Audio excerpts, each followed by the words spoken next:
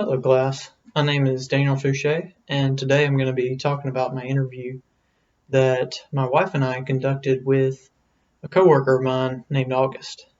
I'll tell you a little bit about him. He's in his mid-20s.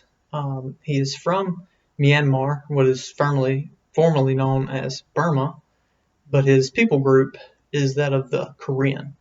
And he's a very chill guy, and he's a lot like some other Korean that I've met that I've worked with over the past few years.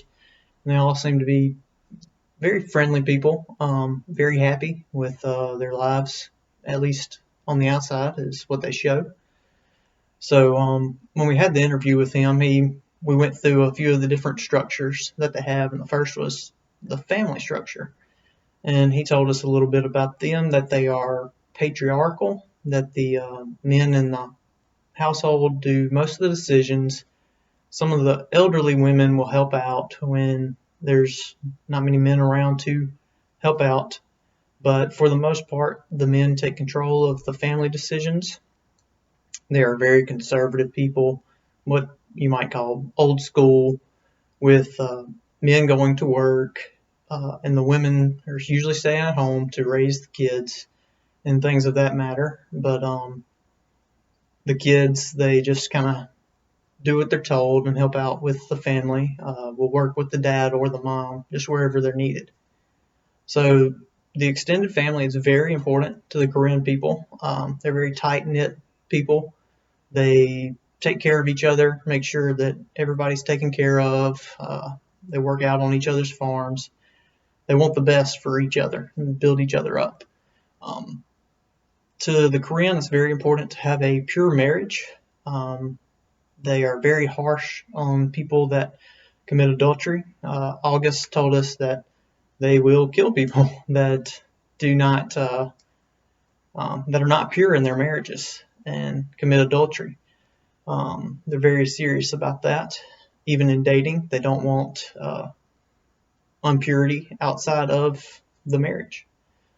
So they're also a persecuted people. The government of Myanmar is not very kind to the people of the Korean, but the Korean do have an army now that's building up to protect them from just their persecution.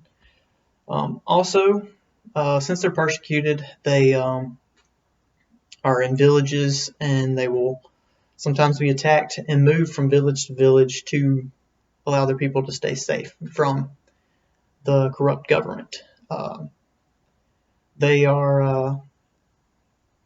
usually led by men in their villages, but sometimes women can lead, but they are looking for a wise, respectable person. They're friendly with most people as well, from the outside that come in, just not so much with the Burmese government that is persecuting them. They love to be polite to people, respectful to all they meet, and they're also strongly encouraged to follow the laws of their land, with very strict punishments to those who break laws.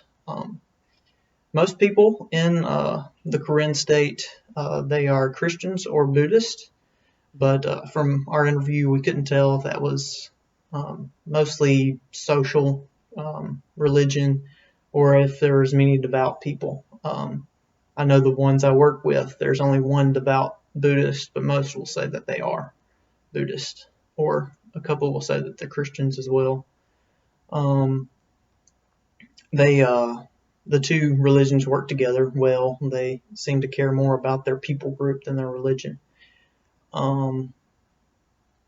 Let's see, there's some Muslims in Burma, but not so many in the Korean people themselves. There used to be some older religions, but those passed away when Christian missionaries came into Myanmar about 100 years ago or so. Most people in the Korean state are farmers, but some are fishermen and some do gold and diamond mining. But the country itself is socialist, but the Korean, they usually do a lot of bartering between themselves and trading things. He told us a story about if you hang a chicken on a tree, somebody can come by and take it and put a little money on the tree, and That's how they trade. Sometimes. I'm not sure how often that happens, but he said it did. Um, they are respectful to each other. Doesn't matter what status you have in the culture, if you're rich or poor, just be respectful to each other, and respectful to everyone that you meet, even if they're not Korean. But they do see themselves as standing apart from Myanmar, and they have a strong sense of their own history. And he gave us a short rundown of the Korean history.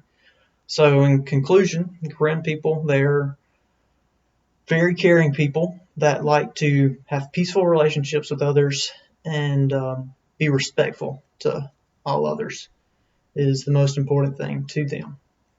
So with that, that's just a quick little rundown of the Korean people, and I'd like for y'all to have a Merry Christmas and a good rest of your semester. Thank you.